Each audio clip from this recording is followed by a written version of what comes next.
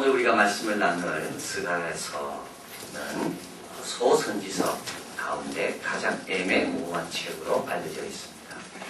스가랴서에 관심을 가졌던 중세랍비 솔로몬 벤 이삭은 이 스가랴서를 가리켜서 매우 난해한 책이다. 해석을 요하는 꿈과 환상이 여기에 너무 많습니다. 그래서 의로운 스승이 오기 전까지는 결코 참된 해석을 우리가 발견할 수가 없다. 이렇게 말할 정도로 이 스가랴서는 어려운 책입니다. 8개의 환상이 있고요. 9장부터는 묵시적인 내용, 종말과 관련된 구절들이 나옵니다. 그런데 이 스가랴서는 어려울 뿐만 아니라 또 한 가지 특징이 있는데 12소 선지서 가운데 가장 깁니다. 두 번째로 긴 것이 호세아서인데 호세아서는 14장 197절인데 이 스가랴서는 14장 211절로 되어 있습니다.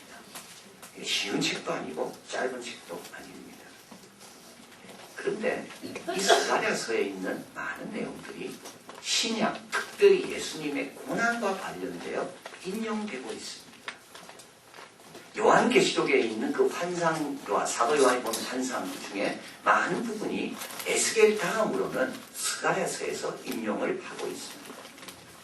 우리가 잘 아는 보라 내 왕이 임하나니 그는 공의로우며 구원을 베풀며 겸손하셔서 나귀를 타리니 곧 나귀 새끼 작은 낙이니라. 이것은 스가랴에 있습니다. 우리 종려주일에 예수님께서 나귀를 타고 예루살렘에 입성하셨는데요. 이것에 대한 말씀이 스가랴 9장 9절에 있습니다. 가룟유다가 은상식에 예수님을 팔았잖아요. 그 판 것을 토기장에게 던져버리는데요. 그것도 스가랴서에 있습니다. 11장 13절. 그리고 예수님께서 이제 십자가를 지러 가시면서 이렇게 말씀합니다. 목자를 치니 양들이 흩어집니다. 이 말씀도 스가랴서 13장 7절에 있습니다. 그리고 동방 박사들이 예수님께 황금, 유황, 몰약을 예물로 드리는데요. 그에 대한 말씀도 스가랴서에 있습니다. 스가랴 선지자는 예루살렘 성전을 다시 짓는, 그러니까 지난주 말씀드린 학계와 동시대의 선지자예요. 예언자면 제사장이었던 선지자죠. 학계는 이렇게 노년의 시대 때 하나님의 말씀을 대행했다면 스가랴는 젊은 시절에 하나님의 말씀을 대행하고 있습니다. 그래서 학계와 스가랴는 같은 시대 때 활동했지만 학계는 노년층에 속하고 스가랴는 젊은 층에 속합니다. 그래서 학계가 외쳤던 내용을 이어받아서 스가랴가 계속 외치는 내용이 스가랴서에 있습니다. 그래서 학계는 어떻게 보면 좀 노년이기 때문에 책망하는 게 나오죠. 왜 성전을 짓지 않고 각자의 집에 빠르냐? 책망하는 게 나옵니다. 스가랴는 어떤 책망보다는 하나님의 뜻과 종말적인 그 의미, 신학적인 의미를 스가랴는 이렇게 주제에 맞춰서 보여주는 그것을 주로 쓰고 있습니다. 오늘 본문은 이 스가랴가 본 8가지의 환상이 있는데요. 그 중에 5번째에 해당되는 환상입니다. 그 앞에 4번째 환상과 5번째 환상은 이어집니다.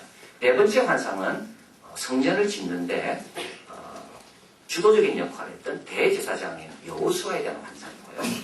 이 5번째는 또 다른 축이죠. 대제사장이 중요한 역할을 했고 또 다른 축은 총독, 정치인이 중요한 역할을 했는데 이 정치인인 스룹바벨에 대한 환상입니다.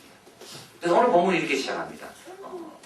그 감람나무가 2개가 있고 그 가운데 등대가 있다. 이 등대는 하나님의 임재를 가리키고 이 등대 가에 한쪽에 오른쪽에 왼쪽에 2 감람나무가 있다. 하나는 여호수아 대제사장, 하나는 스룹바벨 유다 총독. 그래서 3장은 이 오른쪽에 있는 여호수아에 대해 말씀했고 이제 오늘 본문은 스룹바벨에 대해서 말씀하고 있습니다.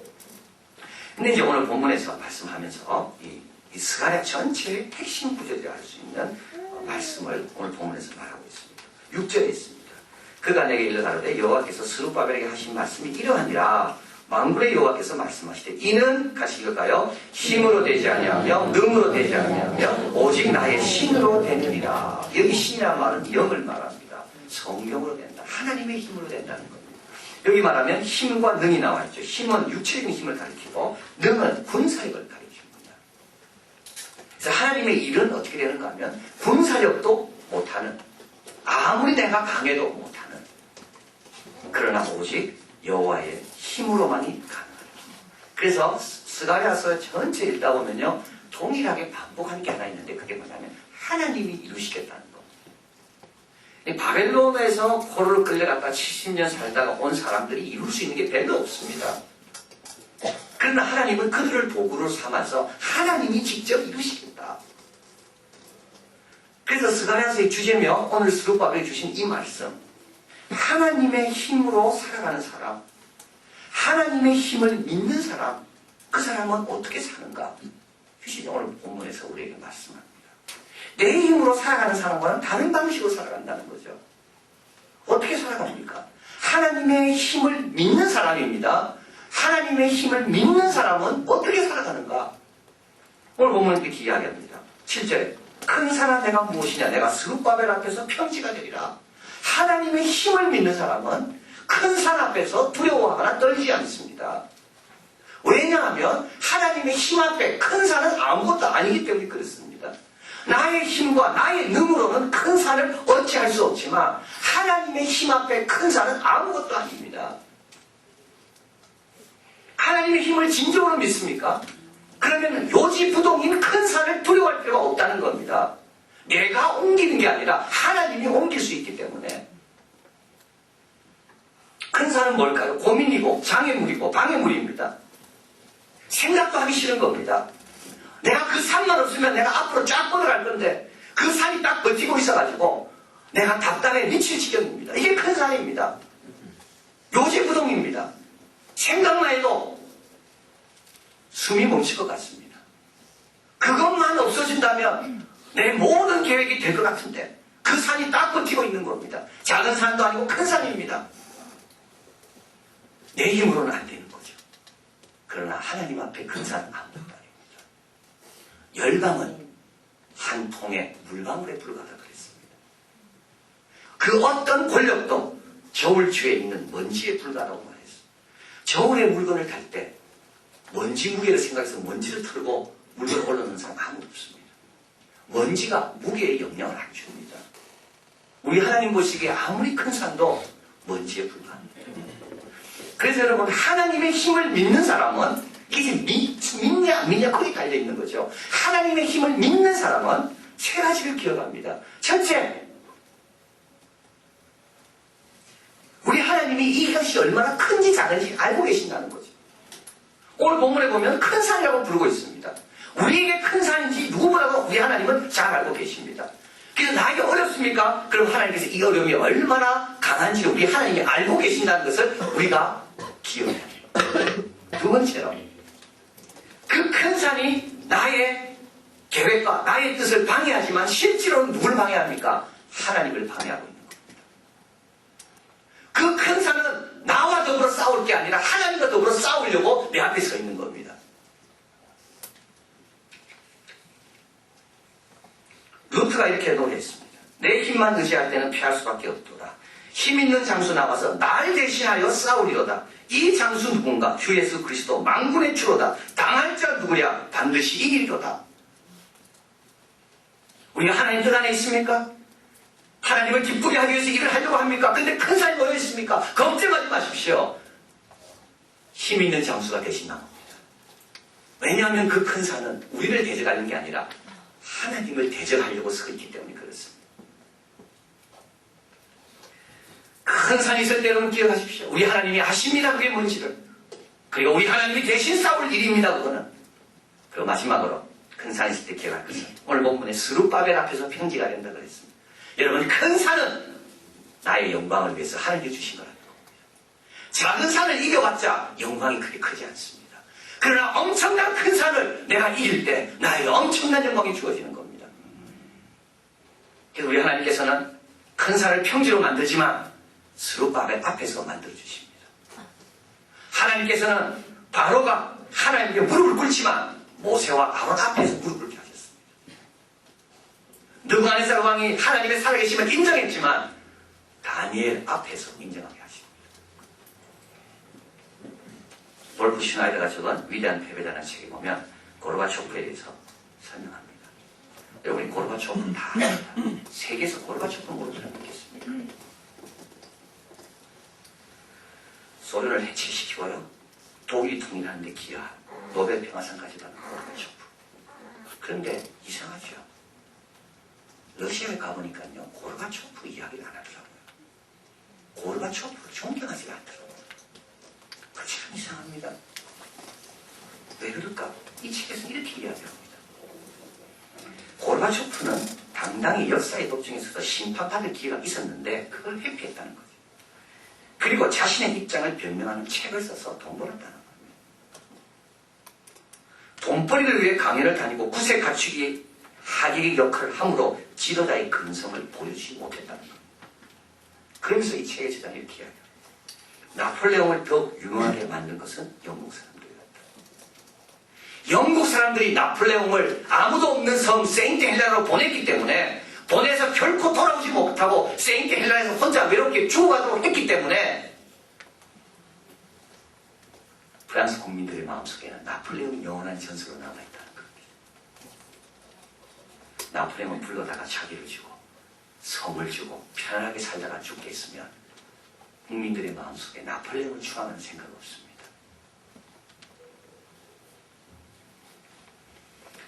다윗이 왜 그렇게 위대한 용사라고 칭찬받습니까? 골리앗 때문입니다.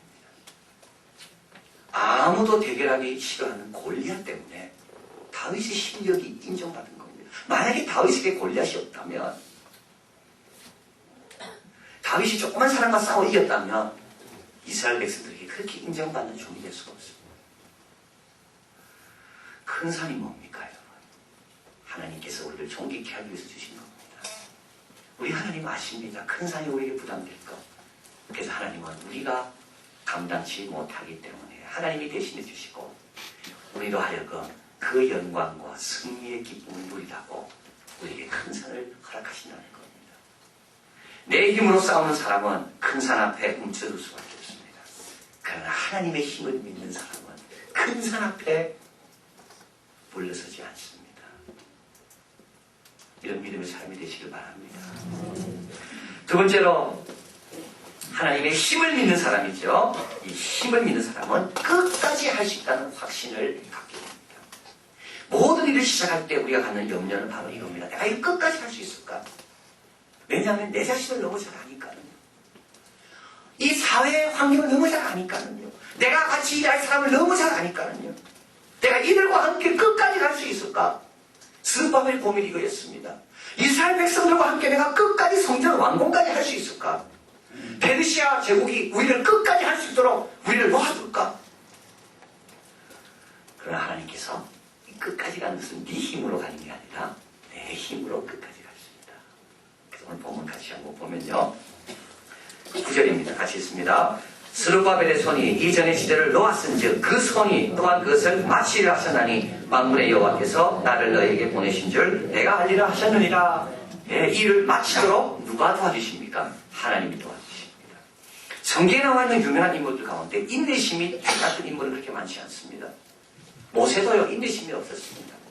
그저 반석을 한 번 치라고 했는데 반석을 향해 왜 치라고 했는데 반석을 쳐버립니다. 너무 화가 나가지고 하나님 못 죽여달라 그랬습니다. 엘리야, 그도 얼마나 인내심이 없는지 하나님 못 죽여달라고, 나 혼자밖에 안 남았다고.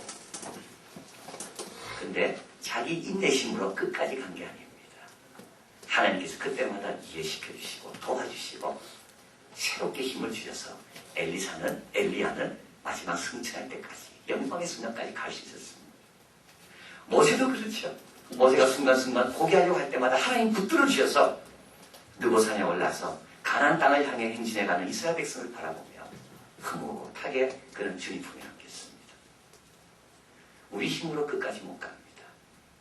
그러나 주님 힘으로 우리는 끝까지 갈 수 있습니다.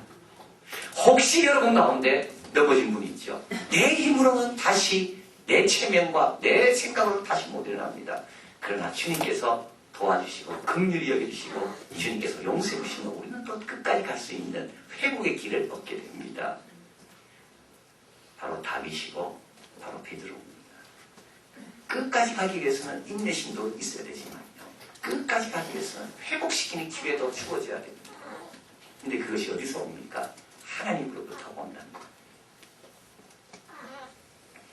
자, 그래서 일을 시작할 때마다, 일을 감당하고 힘든 일이 올 때마다 이 일을 어떻게 끝낼까를 생각하지 말고 멀리 보지 말고 위를 보라고 이야기하죠. 위를 바라보는 겁니다. 이 일을 시작해 하신 하나님이 도우실 것을 바라볼 때, 그 하나님께 맡길 때, 그 하나님의 힘을 믿을 때 우리는 두려워하지 않고 계속 갈 수가 있다. 데살로니가전서 5장 24절. 너희를 부르시는 믿으시니 그가 또한 이루시리라. 데살로니가후서 3장 3절. 주는 믿부사 너희를 굳게 하시고 악한 자에서 너를 지키시리라. 히브리서 10장 23절. 또 약속하신 일을 믿으시니 신실하다는 말입니다. 우리가 믿는 도리의 소망을 움직이지 말고 굳게 잡아라. 그러면 이 전지대를 놓게 하신 그 손으로 하나님께서 이전의 역사를 마치게 하신다. 내 힘이 아닙니다. 하나님의 힘이죠. 그래서 하나님의 힘을 믿는 사람은 큰 산이 있다 할지라도 움츠러들지 않습니다. 하나님의 힘을 믿는 사람은 시작하는 것을 두려워하지 않습니다. 중간에 포기하는 마음이 있다 할지라도 때를 따라 돕는 은혜와 긍휼하심 앞으로 다가갑니다. 이 두 가지입니다. 은혜와 긍휼하심. 베드로처럼 실패할 때 하나님의 긍휼하심으로 이렇게 세워 끝까지 가게 하십니다. 은혜는 모세처럼 포기하려고 할 때 하나님께서 우리를 은혜를 주셔서 다시 일으키시는 겁니다. 이 긍휼하심과 은혜 이 둘이 우리를 끝까지 가도록 인도하신다. 자, 그래서 하나님의 힘을 믿는 사람은 일을 시작할 때 끝에 문제를 놓고 고민하지 않는다. 마지막으로 하나님의 힘을 믿고 일하는 사람은 오늘 본문에 의하면 작은 일을 멸시하지 않는다라고 말씀합니다. 오늘 본문에 가보겠습니다. 10절입니다. 작은 일의 날이라고 멸시하는 자가 누구냐? 이 일곱은 온 세상에 두루 행하는 여호와의 눈이라. 달인주의 스룹바벨의 손에 있음을 보고 기뻐하리라. 예, 작은 일의 날이라고 멸시하는 자가 누구냐? 성전 짓는 걸 가지고 작은 일이라고 멸시하는 자들이 많았다는 겁니다. 솔로몬의 성전에 비하면 이 성전은 너무 형편했기 때문에 이거 지어봤자 여기에 무슨 큰 일이 일어나겠냐? 안 지어도 된다. 왜 지어야 되냐? 이렇게 말하는 사람이 많았다는 거죠. 페르시아 황제가 우리에게 이걸 허락했다가 나중에 그만두라 하면 어떻게 할 거냐? 그럴 바에는 짓지 않는 게 안 좋겠냐? 솔로몬의 시대도 아니고 다윗의 시대도 아닌데 이게 어려운 시대인데 왜 꼭 이걸 해야 되는가? 하나님을 몰라서 그렇습니다. 작은 일이라고 멸시하는 사람은요, 하나님을 몰라서 그렇습니다. 우리 하나님은 어떤 분입니까? 어린아이의 도시락, 보리떡 5개와 물고기 2마리로 5,000명을 먹이시는 분이 우리 하나님이십니다. 우리 하나님이 어떤 분이십니까? 갈릴리 어부 잡는 12명의 어부를 통하여 온 세계를 복음화시키는 분이 우리 하나님이십니다. 우리 하나님이 어떤 분이십니까? 겨자씨, 작은 겨자씨 하나라도 땅에 떨어져 모든 나물보다 커서 새들이 깃들게 하는 그 역사를 이룬 분이 우리 하나님이십니다. 우리 하나님에게는 작은 게 없습니다. 우리 인간에게는 크고 작은 게 있을지 몰라도 우리 하나님에게는 작은 게 없습니다. 우리 하나님에게는 순종과 사랑과 헌신뿐입니다. 작은 일이라고 누가 멸시합니까? 하나님의 힘을 믿는 사람은 이 작은 걸 통하여도 하나님께서 놀라운 일을 이루실 것을 믿습니다. 시온은 하나미가 적은 로마인 이야기 14권 그리스도의 승리 이 책이 나왔습니다. 여기에 테오도시우스 황제의 이야기가 나옵니다. 그는 암브로시우스에게 세례를 받고 로마를 완전히 기독교화시키기 위해서 원로원에 설치되어 있던 여신상을 철거하라고 명령을 내립니다. 44세의 나이로 로마 수도 장관이 된 신마쿠스. 그는 이 명령을 듣고 테오도시우스 황제에게 이렇게 편지를 씁니다. 훌륭한 삶을 살고 싶어하는 사람에게 전통에 대한 사랑만큼 위대한 것은 없습니다. 승리의 여신상 없는 회의장에서 어떻게 국법에 대한 충성을 맹세할 수 있겠습니까? 거짓으로 충성하는 사람을 무슨 권위로 두려움에 떨게 할 수 있겠습니까? 맞는 말이죠. 각자 제멋대로 독자적인 권위를 휘두르게 되면 권위 자체가 붕괴하고 세상은 거짓으로 넘치게 됩니다. 승리의 여신상은 이런 권위의 무정부 상태를 우리로 하여금 구해 주었습니다. 오랫동안 우리 마음의 양식으로 삼아온 로마 전통 신들을 제발 그대로 보십시오. 테오도시우스 황제는 이 말을 안 듣습니다. 그는 이미 암브로시 앞에 무릎을 꿇고 세례를 받은 자입니다. 밀라노 죽였던 테오도시 황제의 세례를 준 암브로시우스. 그는 다시 편지를 이렇게 했습니다. 민중은 말합니다. 왜 축제일마다 효력도 없는 제의를 거행하기 위해 귀중한 가축을 제물로 바쳐야 합니까? 승리는 제물로 바치던 가축에 내장이 있지 않습니다. 승리를 가져오는 것은 적과 싸우는 병사들의 전투력이 있습니다. 불행한 시절에 원로원 회장에 있던 승리의 여신은 로마를 위해서 무엇을 했습니까? 저는 조상들이 저지른 이런 잘못을 부끄럽게 생각합니다. 하지만 이보다 더 부끄러운 것은 잘못을 고치려고 하지 않는 마음입니다. 그리스도에 대한 신앙은 문명이 붕괴한 자리에 과거의 잘못을 바로잡을 용기를 가진 사람들 위해 빛나게 될 것입니다.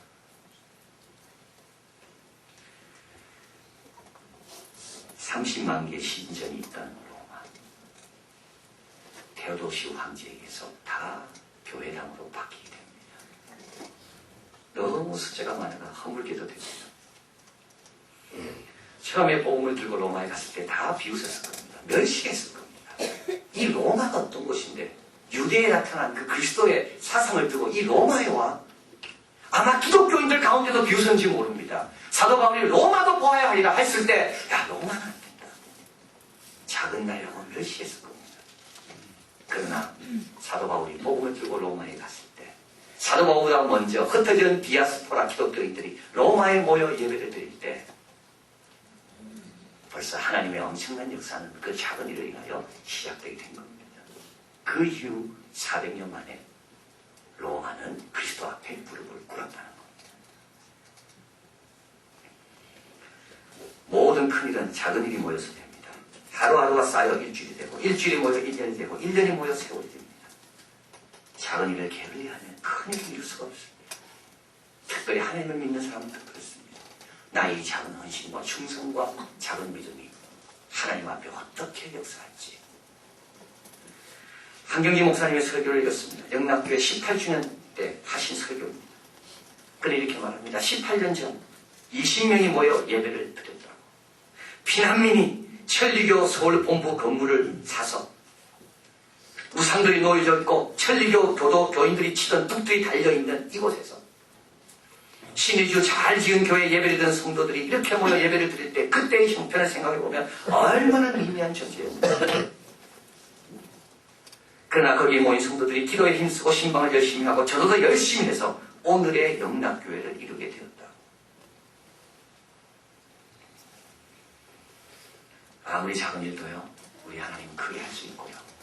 아무리 큰 일이라고 우리가 자랑해도 우리 하나님이 싫어하면 아무 효능도 없습니다. 하나님의 힘을 믿고 일하는 자는 무엇이든지 정성껏 죽게 하듯 최선을 다해야 합니다. 자, 그러면 결론으로 어떻게 해야 됩니까? 2장에 보면 환상 가운데 청량줄을 잡고 있는 한 소년이 나옵니다. 이는 예루살렘 성을 청량하려고 왔습니다. 이때 천사가 스가랴 보고 빨리 달려가서 청량하지 말라고 이야기합니다. 예루살렘 성을 어떻게 청량하겠는가? 예루살렘 성에 있는 하나님의 영광은 어떻게 인간의 자로 재겠는가? 예루살렘을 위해서 흘렸던 눈물과 헌신과 예루살렘에 있었던 모든 사람의 희노애락을 어떻게 줄로 잴 수 있겠는가? 재지 마라. 하나님의 능력을 어떻게 잽니까? 우리에게 작다가 크다는 것을 어떻게 잽니까? 근데 우리는 너무나도 많이 이거는 큰 거다. 이 산은 너무 커서 내가 감당하지 못한다. 재고 있습니다. 이거는 너무 작아서 하찮은 거다. 재고 있습니다. 나의 실패와 나의 잘못, 하나님께서는 괜찮다고 잊었다고 하는데도 나는 계속 재고 있습니다. 재지 말라고요. 주님 말씀은 청량줄을 놔야 됩니다. 그리고 오늘 본문에 스룹바벨은 10절에 뭘 잡고 있습니까? 다림줄을 잡고 있습니다. 다림줄은 일하는 겁니다. 목수가 벽돌을 쌓을 때 제대로 쌓였는지 안 쌓였는지를 재는 것이 다림줄입니다. 청량줄을 놓으시고요. 하나님 주신 사명만을 생각하며 나아가는 여러분 되시길 바랍니다.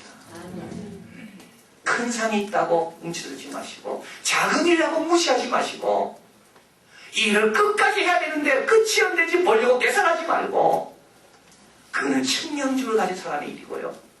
달림질을 가진 사람은 하나님께 다 맡기고 계속 열심히 나아갑니다. 그럴 때 큰 선이 평지가 되는 것을 우리가 수고한 것을 이루게 되면 영광을 누리는 우리 모두가 되죠.